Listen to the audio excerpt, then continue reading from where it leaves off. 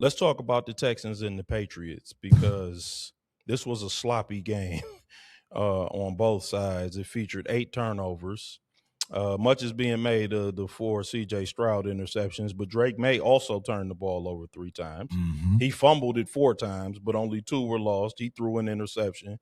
CJ Stroud threw a pick 6. He looked out of sync for the majority of the game.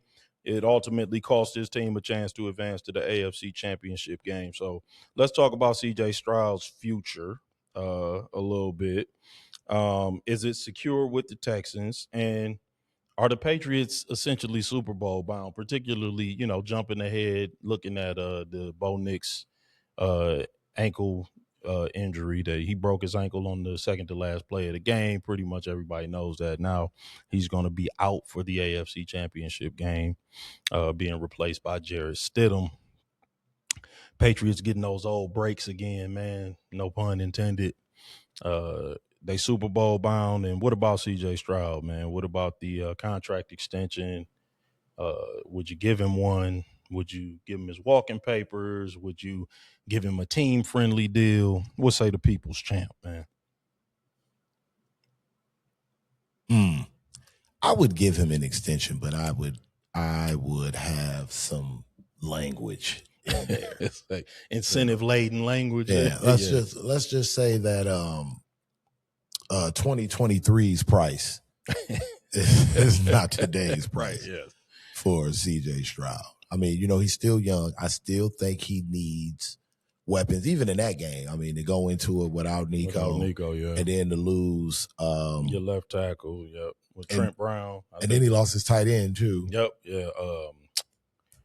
Man, goodness, why am I drawing a blank on his name? It'll come to me in a minute. Yeah. Dalton Kincaid. No, that's for the Bills. I'm sorry. Dalton Schultz. Schultz. Yep. Schultz, Kincaid. There's too many Daltons. Yeah. Dalton Schultz. Yeah. So he loses Dalton Schultz early. Yep. In that game, and then from that point on, to your point about Drake May's turnovers, it was like with CJ's, you could just kind of see he just lost more and more confidence. Yeah, with each turnover, to where it was just kind of like he was just dropping back and crossing his fingers when he was releasing the ball. Yeah, and, so I think it's been proven that he's a student of the game and in his craft. So, I mean, I think he'll put in the work to get better. But I do think they need some help offensively, like you mentioned, some offensive line fortification wouldn't hurt. Their offensive line is atrocious. That wouldn't hurt at all. And again, another weapon to put opposite Nico wouldn't hurt as well. And maybe some health in the backfield. I mean, Tank Dell and Chubb, were kind of splitting time, but they both were kind of banged up. Are you talking about the rookie from USC? What, man? Woody Marks. Woody Marks. I'm sorry. Woody Marks. Yeah, Woody Marks and Chubb. They're kind of in and out with the little knick-knack stuff. So continuity, especially with a young quarterback, is big because he's still a young quarterback. What is CJ? 20? Yeah, 23 or something 24. Like that. Yeah, 23, something like 24. That. This year 3, I think. So yeah, he's young. So yeah, I mean, 24. I would give him 24. 24. So yeah, I mean, I would give him an extension, but nothing, nothing crazy. It would be team friendly. Yeah, that guaranteed money. I wouldn't go stupid with that. But competent quarterbacks that have proven that they can win, are still kind of hard to come by in the NFL. So yeah. Yep, I agree. I would give him a team friendly deal as well. Yeah, it wouldn't be ridiculous. It would be something where we could fortify that offensive line and provide some more weapons, like spend some money in free agency and sort of build up, the offensive side of the ball, because they've done a great job on defense. But like you said, the offensive side of the ball has been a bit neglected. If I'm going to defend CJ a little bit, with that being said, he's got to play better. Yeah, can't throw 4 interceptions. That was getting rough to watch, man. Like, because can't put the ball on the ground like that. Same thing with Drake May, though. I mean, I would say the same, even though his offensive line is pretty sad too. You got to value the ball in these high leverage games. They both look like young QBs. They did. that, just have to grow up, and it was a lot of young quarterbacks out there this weekend, in fairness. Sure. But yeah, you have to value the ball in those situations, man. Like you cannot put the ball on the ground. You have to understand that there's going to be pressure coming from everywhere, particularly in these situations. They're going to be ripping and yanking at the ball. Like you have to keep two hands on the ball. You have to step up. You got to be able to feel pressure. You got to know where it's coming from. So yeah, like that, you got to do a little bit more pre-snap, a little bit more simulated, more dummy counts, more, so I think it's just with a guy like May and even CJ to give him credit to. I think it's one of those things where they'll get to the point where they got to grow up. Down for them absolutely. again. They got to grow probably up. Going into the game, thinking they got a hold of this. Because I really thought that the Houston Texans were going to go on a Super Bowl run just off the defense. Yeah, like listen, like even the way that you call the game, like I would call the game more conservatively too, in fairness to CJ. Like we're not even dropping back like that. We're going to run the ball a little bit. A lot of run action, a lot of play action, a lot of boot action. It's not going to be a lot of straight drop back, obvious passing situations. Yeah. I'm going to dump the ball off a lot, and it's not going to be a lot of long developing plays, particularly without my best deep threat there. What you got, nephew? So y'all both said y'all are willing to give CJ a 10 friendly extension. Mm-hmm. How many more chances are you willing to give him in the big game before you chalk it up? Now, granted, Peyton Manning was in his 9th season when he finally got it together. Yeah, that's what I'm saying. But right now, is CJ going back to college. Every time he's in a big game, he hasn't got the job done. Well, I mean, if you're going to go back to college, what did he throw? 4 touchdown passes against Georgia, though? Like, I mean, that was a shootout. Like, it wasn't because of CJ that they didn't win. Let's just put it that way.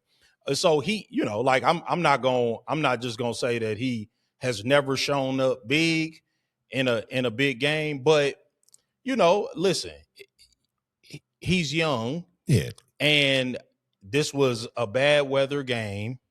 This was a situation where I don't, like he lost his 2 best weapons.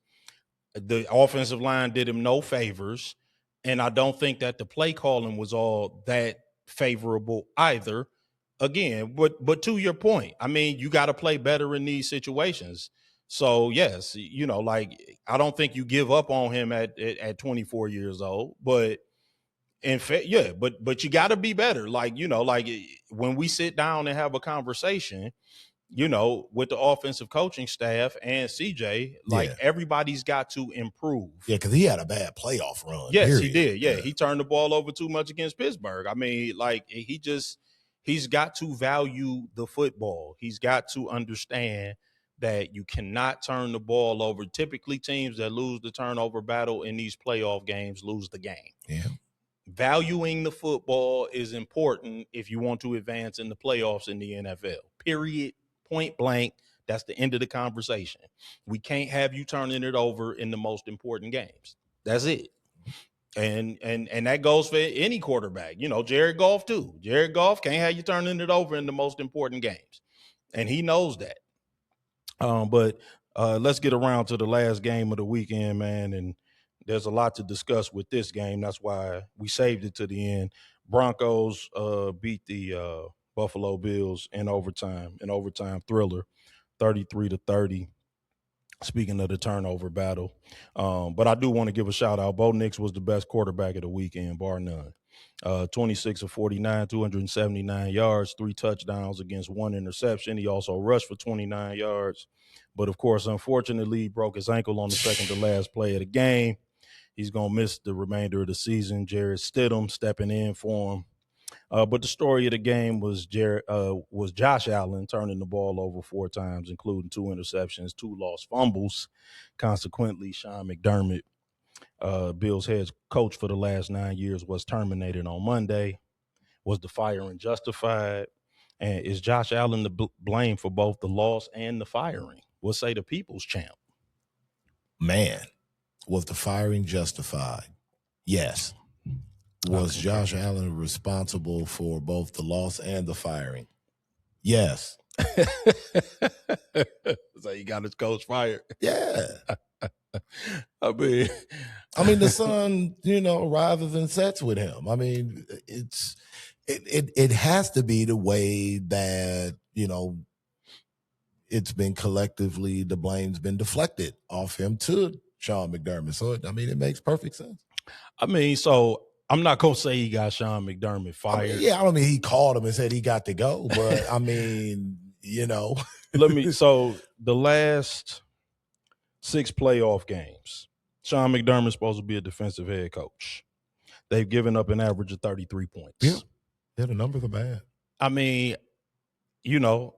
Listen, being a NFL head coach is difficult, but philosophically it's simple. How's your side of the football? If you're a defensive head coach, do we get timely stops? The Buffalo Bills simply never do. Nope. They don't get any timely stops. I'm like, listen, let's put aside the fact that Josh Allen turned the ball over 4 times, which is inexcusable, because we talked about it.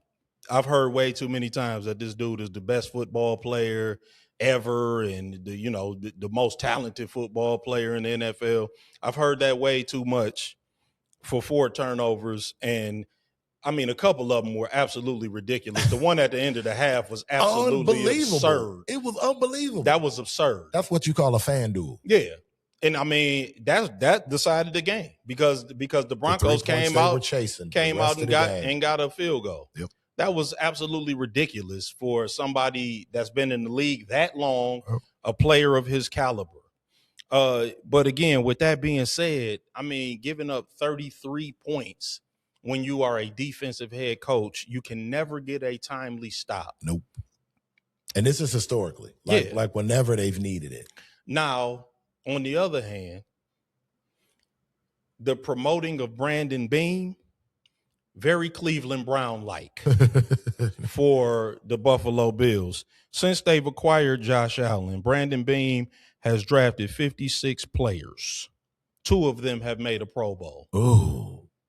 Now, unless this is something like there's an episode of Seinfeld where there's this guy in the mailroom.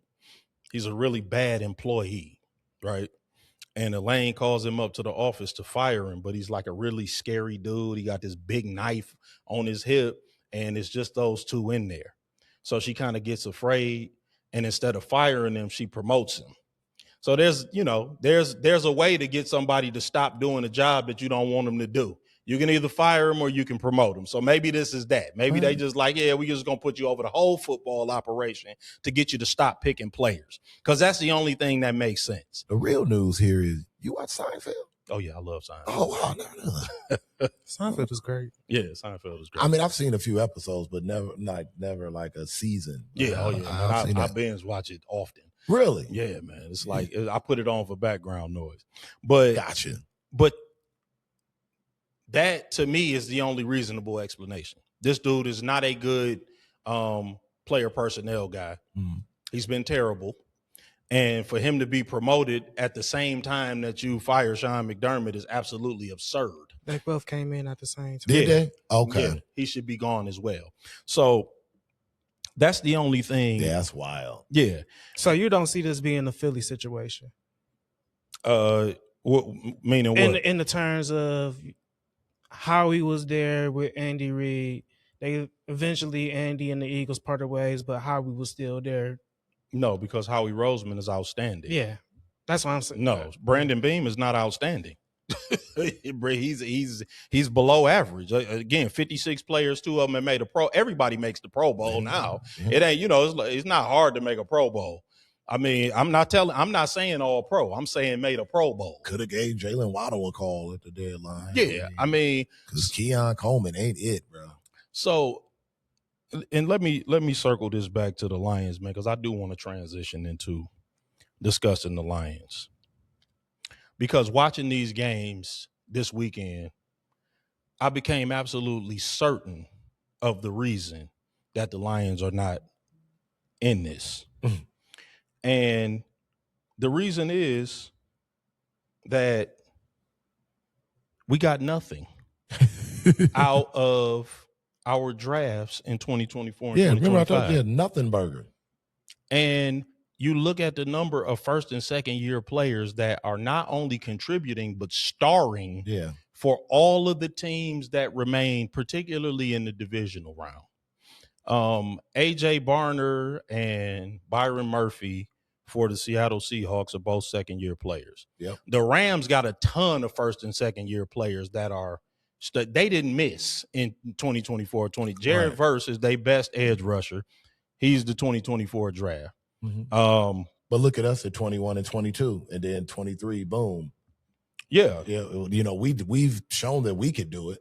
Yep. But to your point, when we miss, ooh, buddy, we miss bad. But Mumfield, the receiver, he's a rookie. Blake Corum, second year. Jordan Whittington, that's the 2024 draft again. He the big kick return, and he the receiver. He had a couple of catches. Braden Fisk, the starting defensive tackle for the Rams, second year player. Cameron Kinchins, the starting safety, that's 2024.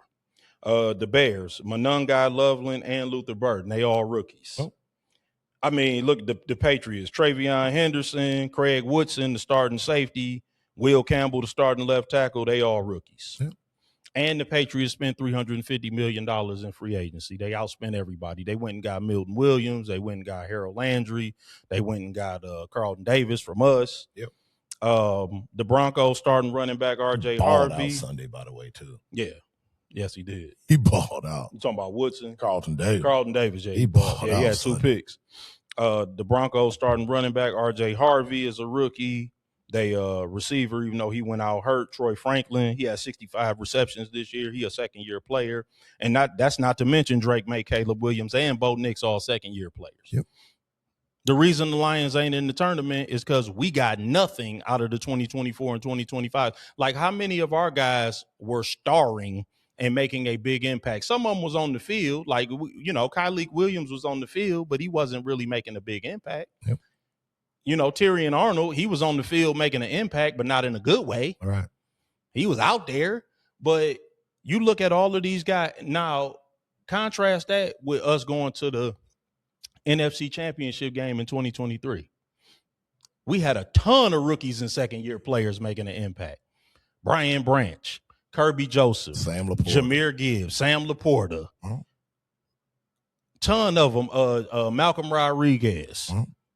Jack Campbell. We had a bunch of rookies. That's why we was in the NFC Championship Panay game. Sewell. Yep. We had a bunch of young guys that was out there making an impact. Yep. We got nothing the last 2 years, so we sitting home. You cannot miss on these drafts. And this is what people was talking. And when people talking about let Brad cook and we was complaining, this is what we were talking about. Those teams didn't miss in these last 2 drafts, and we did. They still playing, and we not. It's really that simple. The NFL, I got people telling me it's going to be 2-3 years before you know if you got something out of the 2024 and 2025 draft. No, it's not. Nah, we've seen enough. Yeah, we already know. These teams they got these kids on the field. They already balling out. Jared Verse is the 2024 draft. He balling. He the best edge rusher for the Rams. Braden Fisk was the very next pick. He the starting defense. He their best defensive tackle. They balling. They balling right now. You don't have to wait to figure it out. If you wait in 2 and 3 years, you already know you need to redraft that position. It's over. Yep. The NFL is not like the NBA. Ain't no 2 and 3 years of waiting for development. If that kid is not, because they have to stay so long in college. They got to stay 3 years in college. Well, hell, because year 3, you got to pay them. That's what I'm saying. Yeah, by year 3, the rookie contract is coming to an end. You got to make a decision about them. Nobody is waiting 2 and 3 years. By then, you know whether or not you have a player or not. So that just struck me when I was watching. I'm like, oh yeah, this is why. We missed on everybody.